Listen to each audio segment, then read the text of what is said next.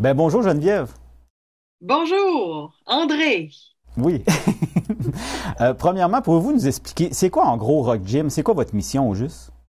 Le Rock Gym, c'est un regroupement d'organismes communautaires. Puis, ce qu'on fait, c'est que on soutient beaucoup les groupes communautaires, hein. On offre de la formation, on les accompagne dans la gestion d'un OBNL, pas tant dans la réalisation de leur mission. Là, tu sais, comme une maison de jeunes, par exemple. Moi, je suis pas une pro en maison de jeunes. Je suis pas une pro en femmes pour faire victimes de violences.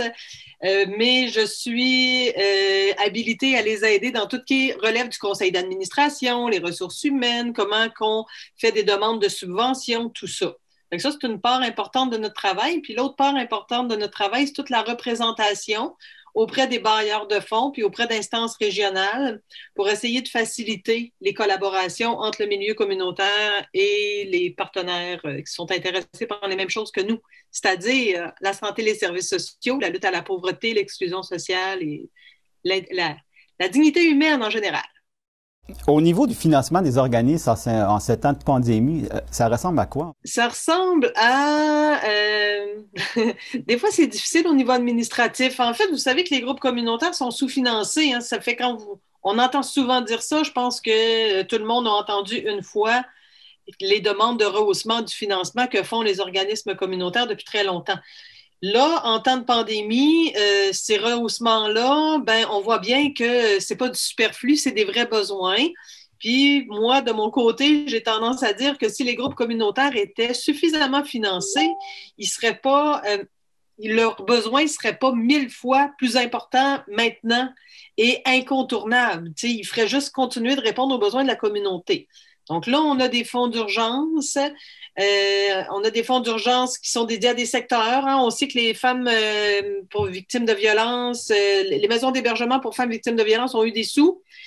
Les banques alimentaires ont eu des sous. Là, les groupes en santé mentale vont avoir des sous. Puis il y a aussi des fonds pour tout le monde. Tout ça avec des demandes. Il faut vraiment exprimer le besoin. Comment ça que tu as besoin d'argent? Tu vas faire quoi avec? Alors, la lourdeur administrative est très hallucinante. On est devant un gouvernement caquiste qui nous avait dit, nous autres, on va alléger, hein, les exigences administratives. C'est pas du tout ce qu'on vit. Puis qu'est-ce qui s'en vient prochainement? Qu'est-ce qui s'en vient prochain? Ben là, on attend l'argent en santé mentale. On attend aussi un deuxième fonds d'urgence qui devrait pouvoir venir couvrir ce qu'on nomme être les pertes en autofinancement. Vous savez que les groupes communautaires font beaucoup d'autofinancement.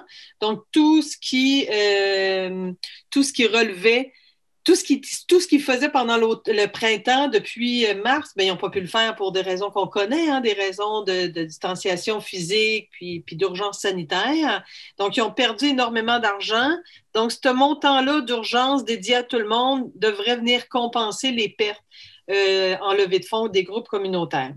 Il y a aussi un autre fonds, un 40 millions, qui, lui, a été annoncé lors du budget. 3 jours avant l'état d'urgence sanitaire, qu'on devrait obtenir également à un moment donné, mais qui a été confirmé.